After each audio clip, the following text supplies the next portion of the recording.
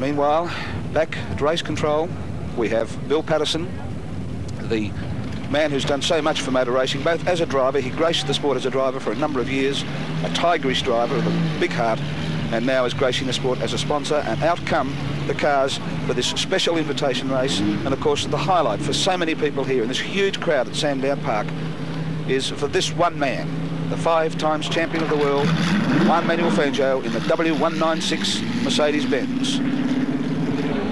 My goodness. Am I really seeing that? It's like turning back the clock. The same Herbie Johnson helmet, the same goggles. He wanted to race in the short sleeve t-shirt that he always raced in, but unfortunately regulations require that he wore long sleeves, such as the white coverall. He has a full FIA competition licence, which he's kept. So he is as much of a full licence holder as any driver here today. Getting very close to the start. The flag is up. And they are racing, and I mean racing. This is not a demonstration, this is a race. The fourth car, of course, is the Maserati 300S of Bob Jane. Another classic world car. Running through first, as one would expect, because Brabham's car should be the equal of Fangio's car, of course. And the W196 going in underneath Jack Brabham, and the whole commentary team shook its fingers in a very Italian gesture to say, whoops, that was very, very close. I understand Fangio made it very clear that he has not come to do a demonstration drive. He's come to race. That's exactly right. They're his very words. He was asked to come and do a demonstration drive, and he said, I will not demonstrate it, I will race it. And that's what he's proceeding. Down through the S's. With Jack not giving him an easy time of it. Bill Patterson behind, starting to get all tweaked up in the Cooper, just like he did in the old days. Getting the car sideways everywhere. The Mazda being a little more graceful because it is a little older. One of only 2 cars, such cars in Australia, and one of only about 8 in the world. But here we have it. Maestro through under the Dunlop Bridge for the first time. Cloud of cement smoke, cement dust from the previous accident.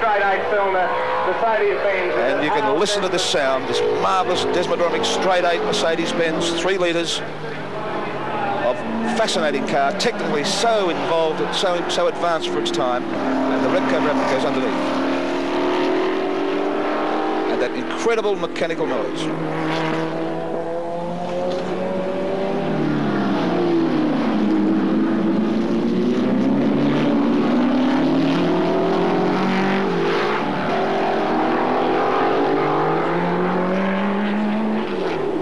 Standing lap of 1 minute 30 seconds, which is very interesting, and indicates that they'll be lapping at around about 120 when they get warmed up. As one would expect, Graham, the Repco Brabham is a little quicker in a straight line, a little quicker through the corners. Well, it's got the benefit of 10 years development. It's a lighter car, nearly as powerful. It's a lot more rubber on the ground, smaller frontal area. In itself, a period piece. When we look at the Formula 5000 cars that were racing just a few minutes ago, the Brabham looks tiny, fragile, no wings, skinny wheels. Yes, in fact, they're using those old-fashioned tyres with treads on them on these cars, of course, because the modern tyres are so wide. And you've got to remember the grandstand.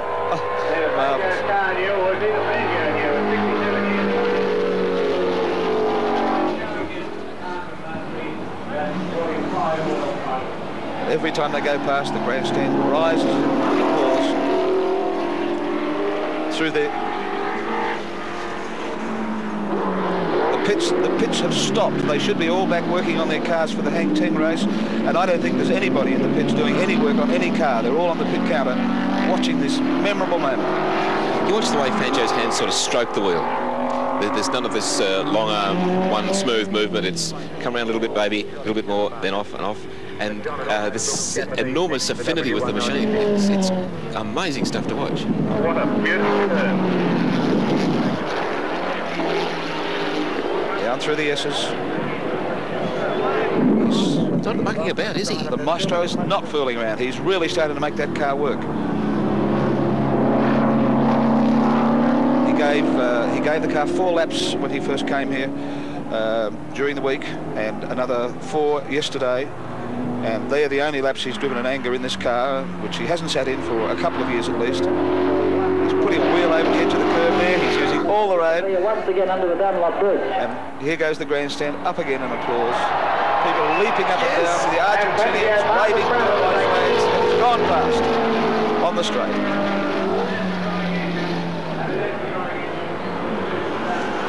And there it is, a picture.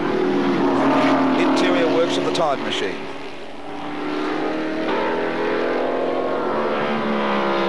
Very economical driver, I reckon. There's no wasted energy. Yes, no overcorrection.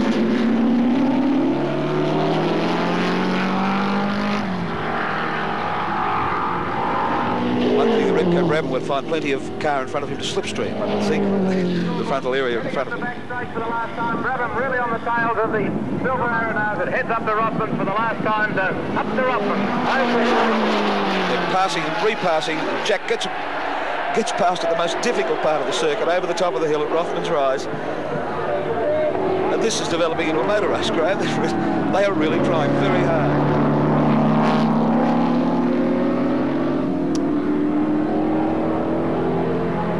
Fangio's still sitting upright, you know, his head doesn't lean. Jack's, of course, the classic croucher, but Fangio sitting up there right over the apex that time. This is good stuff. Where he's going to close the gap on the straight, I doubt, actually. Down to the finish line, around 3 times world champion Jack Brabham.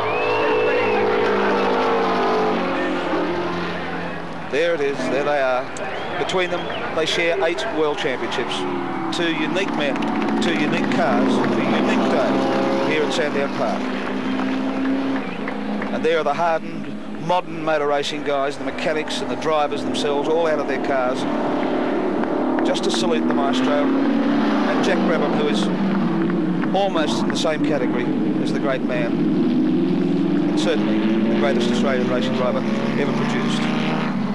Their fastest lap was 1:21.6, and that is just over 20 seconds outside the lap record. And I think 20 if they years stayed outside. at 20 years outside. It is really something.